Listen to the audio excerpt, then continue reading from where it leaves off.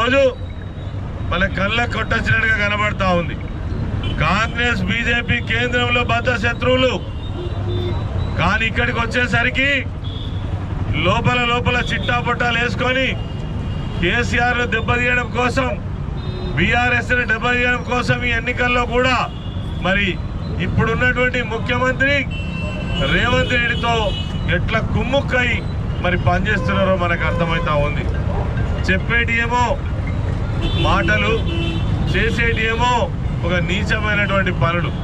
ఇలా మేమే బీజేపీకి మరి లోపల కలిసి ఉన్నామని కాంగ్రెస్ వాళ్ళు చెప్తారు, బీజేపీ వాళ్ళు ఏమో మేము కాంగ్రెస్ కలిసి ఉన్నామని చెప్తారు.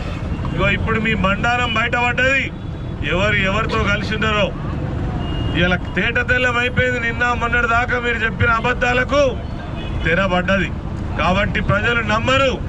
దీన్ని కూడా ఒక రాజకీయాలకు వాడుకోవడం కోసం మరి ఒక మహిళను అరెస్ట్ చేసినటువంటి ఒక దుర్మార్గమైన నీతిని మనం ఇలా చూస్తా ఉన్నాం.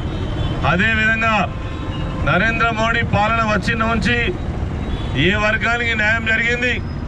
ఒకవైపు ఢిల్లీలో, హర్యానాలో రైతులు తమ హక్కుల కోసం పోరాటం చేస్తే రైతుల పైన స్వయంగా కేంద్ర మంత్రిగా ఉన్నటువంటి వాళ్ళ తనయుడే రైతుల మీద కారెక్కిపించి చంపించినటువంటి సంఘటన. దాదాపు 250 మంది రైతులు ప్రాణదానం చేస్తే నీ నల్ల చట్టాలను రద్దు చేసుకున్నటువంటి చరిత్ర ఈ ప్రభుత్వానికి ఉన్నది. అదేవిధంగా మరి ఎప్పుడు ఎన్నికలు వస్తే అప్పుడు దేశ సరిహద్దుల్లో అలజడి సృష్టించి అనేక మంది సైనికులను పొట్టన పెట్టుకొని మేము దేశ భద్రత కోసమే కొట్లాడుతున్నాం, మేమే నిజమైన దేశ భక్తులమని ఈరోజు సమాజాన్ని, దేశాన్ని మభ్యపెట్టి నమ్మిస్తున్నటువంటి నీచ చరిత్ర ఇలా భారతీయ జనతా పార్టీ కనబడతా ఉంది. పుల్వామా ఘటనలో ఆనాడు అనేక మంది సైనికులు చనిపోతే నువ్వు కాపాడలేనటువంటి దుస్థితి, రైతులను కాపాడలేనటువంటి దుస్థితి, ఇలా దేశాన్ని అధోగతి పాలు చేసినటువంటి దుస్థితి.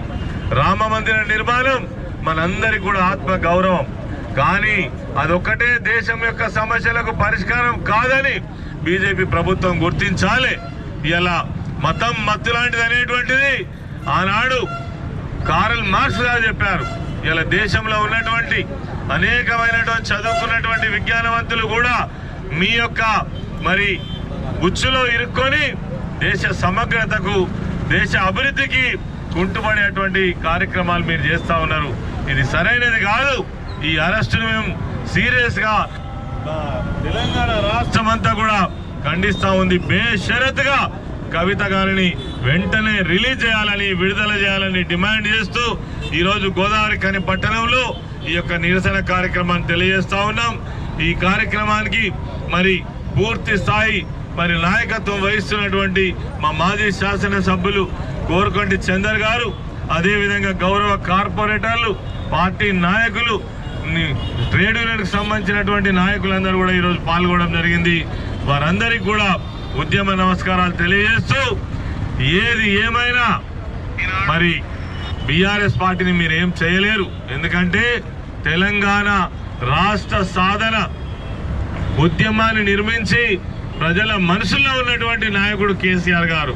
మీరు పొమ్మంటే పోయేది కాదు, మీరు తుడిచేస్తే తుడిచిపోయేది కాదు బీఆర్ఎస్ పార్టీ అని సందర్భంగా తెలియజేస్తూ, ఖచ్చితంగా ఎన్ని కేసులు పెట్టినా, ఎంత హరాస్మెంట్ చేసినా తిరిగి మళ్ళీ లేస్తూనే ఉంటాం, పోరాటం చేస్తూనే ఉంటామని చెప్పేసి సందర్భంగా మనవి చేస్తూ మరి ఇక్కడికి వచ్చిన ప్రతి ఒక్కరికి ధన్యవాదాలు తెలియజేస్తూ జై తెలంగాణ, కేసీఆర్ గారి నాయకత్వం.